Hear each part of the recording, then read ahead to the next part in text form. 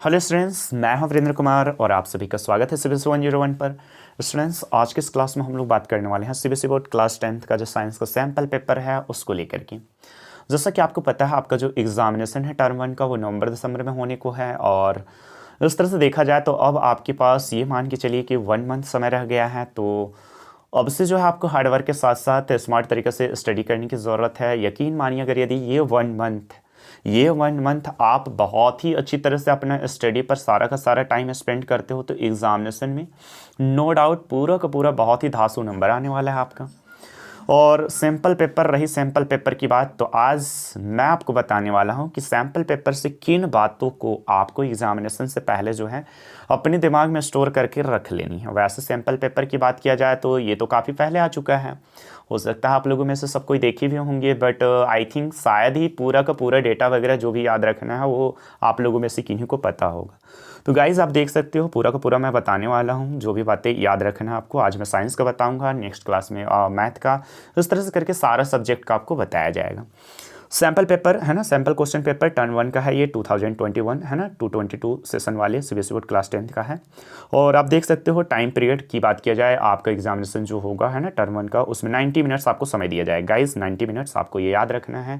90 minutes that means 1.5 our है ना। और इस तरह से देखा जाए हर एक क्वेश्चन के लिए आपको है ना लिमिटेड टाइम पीरियड ही होगा, आपके लिए टाइम पीरियड फिक्स्ड होगा। तो आप अगर यदि ज़्यादा किसी क्वेश्चन में लगाते हो तो ये भी गड़बड़ हो सकता है। तो जब कभी आप प्रैक्टिस करो है ना, जब कभी आप प्रैक्टिस करो, सेट वगैरह सोल्व कीजिए क्वेश्चन का है ना, सैम्पल पेपर वगैरह, तो आपको क्या करना है, टाइम के अकॉर्डिंग सोल्व करना है। ऐसे नहीं कि है ना 1.5 आवर्स ही समय है आपके लिए और आप पता चल रहा है कि एक सेट को सोल्व करने में जो है आप 2 घंटा ले रहे हो, तो ये तो गड़बड़ हो जाएगा ना एग्जामिनेशन में आपका। अच्छा, कुछ जनरल इंस्ट्रक्शन लिखा हुआ है यहाँ पर, आप देख सकते हो। The question paper contains 3 section. और फर्स्ट बातें लिखा गया यहाँ पर। फर्स्ट इंस्ट्रक्शन क्या है कि क्वेश्चन पेपर जो है वो 3 सेक्शन कंटेन करेगा इस बार, section A, section B, section सी।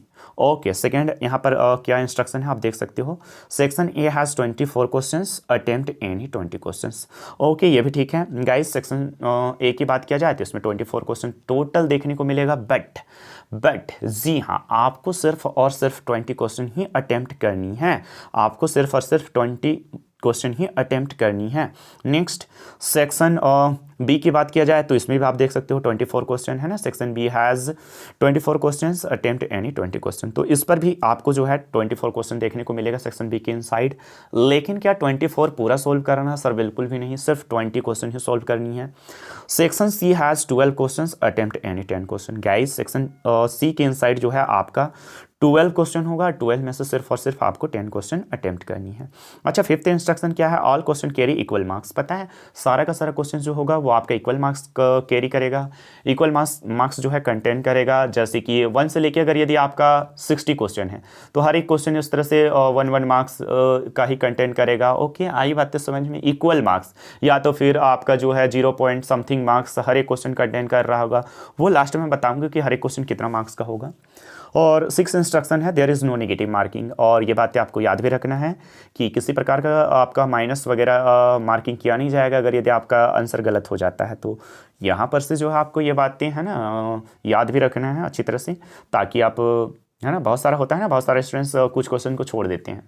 ठीक है, तो इस बार क्या, इससे पहले भी कभी ऐसा था नहीं नेगेटिव मार्किंग का। ये कंपटीशन एग्जाम वगैरह में होता है, जैसे कि आपका ठीक है 4 क्वेश्चन बनाए, कुछ क्वेश्चन गलत कर दिए, 4 में से 4 क्वेश्चन आप सोल्व करते हो और 4 में से कुछ गलत हो जाता है तो उसके लिए आपको मार्क्स काटा जाता है। बट यहाँ पर साफ साफ बोल दिया गया है कि किसी तरह से कोई माइनस मार्किंग नहीं है।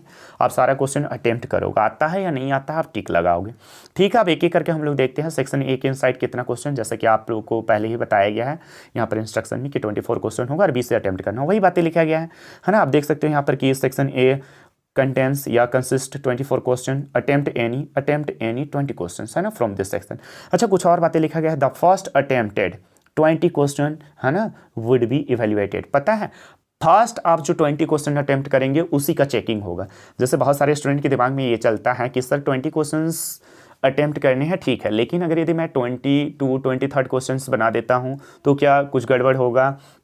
गैस गड़बड़ तो वैसे देखा जाए तो कुछ भी नहीं होगा, बट आपको उसके लिए है ना एक्स्ट्रा मार्क्स मिलेगा भी नहीं, है ना।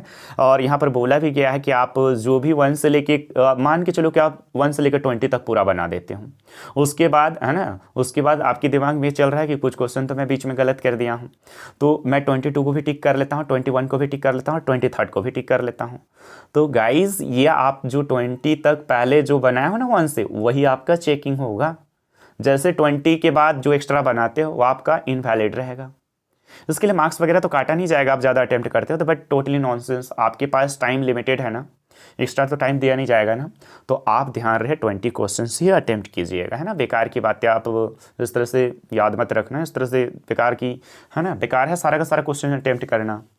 तो यहाँ पर से आपको याद रखना है सेक्शन ए से, ठीक है, 20 क्वेश्चन ही सॉल्व करनी है। और इस तरह से यहाँ से हम लोग आगे बढ़ सकते हैं। आप देख भी सकते हो क्वेश्चंस वगैरह भी यहाँ पर देखने को मिल रहा है। ये फिगर वगैरह एनसीईआरटी का ही लग रहा है देखने को। एनसीईआरटी आप अच्छी तरह से स्टडी भी कीजिएगा। नेक्स्ट हम लोग सेक्शन गाइज हम लोग पहुँचने वाले हैं सेक्शन बी में। और आप देख सकते हो यहाँ पर से सेक्शन बी की बात किया जाए तो सेक्शन बी यहाँ पर ये सेक्शन बी 25 नंबर से स्टार्ट होगा। और देख सकते हो यहाँ से सेक्शन बी में हम लोग पहुँच चुके हैं। वही बातें लिखा गया जो आप पहले पढ़ चुके हो, है ना। यहाँ पर आप देख सकते हो गाइज सेक्शन बी की बात किया जाए, सेक्शन बी की बात किया जाए तो सेक्शन बी है ना कंसिस्ट 24 क्वेश्चंस। और सीरियल नंबर भी यहाँ पर बता रखा है 25 से 48 तक होगा ये। अटेम्प्ट एनी 20 क्वेश्चन, और यहाँ पर बोला गया 20 क्वेश्चन ही अटेम्प्ट करनी है। The first attempted 20 question would be evaluated. फिर से वही कहानी यहाँ पर भी लिखा गया है। आप जो कंटिन्यू 1 से 20 क्वेश्चन अटेम्प्ट कीजिएगा तो वही आपके लिए इवेल्युएटेड होगा, है ना। बाकी का 20 क्वेश्चन अटेम्प्ट करने के बाद उसके नीचे का जो भी क्वेश्चन होगा वो इनवैलिड होगा, वो क्वेश्चन इनवैलिड होगा, उसके लिए आपको कुछ भी मार्क्स मिलने वाला नहीं है। तो इस तरह से ये सेक्शन बी हो गया गाइस। और सेक्शन सी की ओर हम लोग पहुँचते हैं। 46 से आपका सेक्शन सी नंबर स्टार्ट होगा। और यहाँ पर आप देख सकते हो 46 से जो है 49 से होगा। यहाँ पर आप देख सकते हो गाइस ये 48 तक आपका सेक्शन बी का क्वेश्चन था। और यहाँ से आप देख सकते हो ये रहा आपका सेक्शन सी।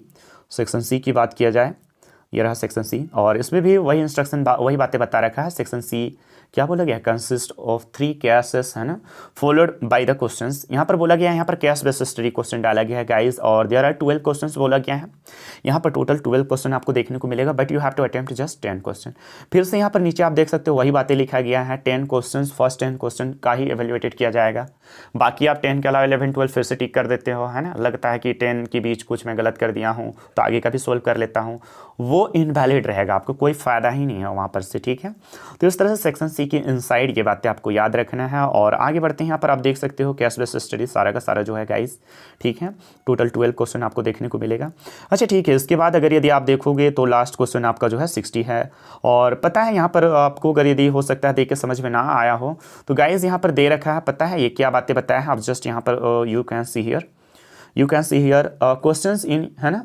और फॉर डायग्राम बेस्ड क्वेश्चंस है ये आपका जो यहाँ पर बोला गया है। टोटल यहाँ पर सेक्शन ए के इनसाइड जो भी डायग्राम बेस्ड है ना, बगैर डायग्राम का यहाँ पर दे रखा है, तो कंफ्यूज मत होइएगा कि ये भी एक्स्ट्रा क्वेश्चन है, सैम्पल पेपर में दे रखा है, पता नहीं इतना सारा ये क्या क्वेश्चन है। तो ये डायग्राम बेस्ड वाला का ही नीचे ऊपर से ही दे रखा है। ऊपर वाला जो क्वेश्चन है उसको, है ना, बगैर डायग्राम का बनाया हुआ है ये क्वेश्चन, आप देख भी सकते हो ऊपर स्लाइड करके। तो इस तरह से गाइज यहाँ पर आप देख सकते हो टोटल ये जो क्वेश्चन है 60 क्वेश्चन आप यहाँ पर देखो, ठीक है। ये रहा आपका टोटल 60, ये लास्ट क्वेश्चन है। तो एग्जामिनेशन में नो डाउट कि आपका जो है क्वेश्चन 60 ही रहने वाला है, 60 क्वेश्चन ही रहने वाला है। और इसके लिए आप टाइम पीरियड देखो सर कितना दिया गया है, 90 मिनट दिया गया है। और इस तरह से एक क्वेश्चन में आपको कितना टाइम स्पेंड करना है, तो आपको ये भी बातें याद रखना है गाइज। आपको 1 से 1.5 मिनट, है ना, एक क्वेश्चन के लिए दिया गया है ना, 1.5 मिनट मैक्सिमम टाइम स्पेंड करना। अगर यदि आप एक क्वेश्चन में, ठीक है, 1.5 मिनट से ज़्यादा स्पेंड करते हो तो यकीन मानिए सारा का सारा क्वेश्चन, बहुत सारा क्वेश्चन जो है आपका एग्जामिनेशन में छूट जाने वाला है। तो आप जब कभी प्रैक्टिस कीजिएगा ना, सेट वगैरह सोल्व कीजिएगा साइंस का, तो आप देख लीजिएगा, है ना, 1.5 घंटा से ज़्यादा टाइम लगना नहीं चाहिए, अदरवाइज़ ये आपका एरर हो सकता है। तो इस तरह से ये सारी बातें आपको याद रखना है। ये साइंस का पेपर है। अच्छा, कोई ज़रूरी नहीं है कि मैथ में भी बिल्कुल इसी पैटर्न का होगा। मैथ के लिए मैं नेक्स्ट क्लास में आपको बताऊंगा किस तरह से, है ना, क्या बातें याद रखना है, क्या बातें याद रखना है यहाँ पर साइंस में। तो सर सेक्शन पे 3 सेक्शन में होगा आपका साइंस का जो पेपर होगा, section A, section B, section C. और तीनों सेक्शन में जो है गाइस बात किया जाए कितना नंबर ऑफ क्वेश्चन होगा, कितना अटेम्प्ट करना है, ये भी बातें याद रखना है। तो सेक्शन ए में 24 question, 24 question, 20 you have to attempt, है ना, और 20 क्वेश्चन उसमें से अटेम्प्ट करना है। सेक्शन बी में भी गाइस, सेक्शन बी के इनसाइड भी जो है आपका जो है क्वेश्चन वो क्या कितना देखने को मिलेगा, 24 क्वेश्चन, उसमें से जो है आपको 20 क्वेश्चन ही अटेम्प्ट करनी है। सेक्शन सी की बात किया जाए तो 12 क्वेश्चन होगा टोटल, और 12 में से गाइस बात किया जाए तो टोटल आपको 10 क्वेश्चन ही अटेम्प्ट करनी है। बाकी आप सारा अगर यदि बना लेते हो तो उसके लिए आपको मार्क्स एक्स्ट्रा मिलने वाला नहीं है, ठीक है। तो झूठ मूठ को टाइम ख़राब करना नहीं है आपको, आपके एग्जामिनेशन में टाइम लिमिटेड होगा आपके लिए।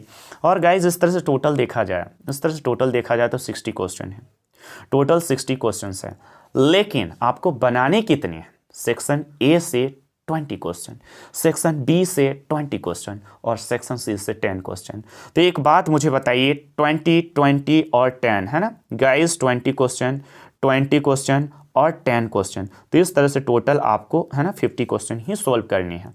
और इस तरह से अगर यदि बात किया जाए सर 50 क्वेश्चन यानी कि टोटल आप अटेम्प्ट करोगे 50 क्वेश्चन, तो क्या 50 मार्क्स का होगा? नहीं, है ना सर, 40 मार्क्स का ही होगा ये थ्योरेटिकल वाला एग्जामिनेशन आपका। सर तो यहाँ पर 50 क्वेश्चन कैसे हो जा रहा है गाइज, है ना, हर एक क्वेश्चन 0.8 मार्क्स का होगा, 1 मार्क्स का हर एक क्वेश्चन होगा नहीं, आपको याद रखना है ना, हर एक क्वेश्चन क्या होगा गाइज, 0.8 मार्क्स, 1 मार्क्स से कम कंटेंट करेगा, क्योंकि 50 क्वेश्चन दिया गया है ना। तो इस तरह से याद रखोगे, 40 मार्क्स का आपका ये थ्योरेटिकल एग्जाम होगा और 10 मार्क्स वही स्कूल वाले की तरफ से आपको प्रोवाइड किया जाएगा टेस्ट के बेसिस पर, वही जो स्कूल में पीरियोडिक टेस्ट होगा ना उसके बेसिस पर।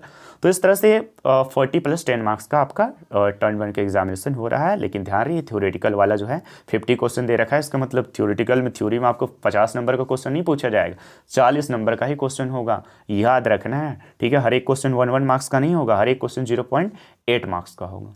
ओके गाइस, तो सारी चीज़ें इस तरह से साइंस के बारे में ऑब्वियसली आपको पता होना चाहिए, स्टोर कर लेनी है दिमाग में, ताकि जब कभी जो है ना आप देखो, है ना, पेपर मिले टर्म 1 के एग्जामिनेशन में, तो अचानक से कुछ नया नहीं लगना चाहिए, ठीक है। अच्छा, सेक्शन सी में जो है कैश बेस्ड स्टडी क्वेश्चन को भी रखा गया है। ये सारी बातें आप पेपर को देख करके क्या कर सकते हो, एनालाइज कर सकते हो इस तरह से।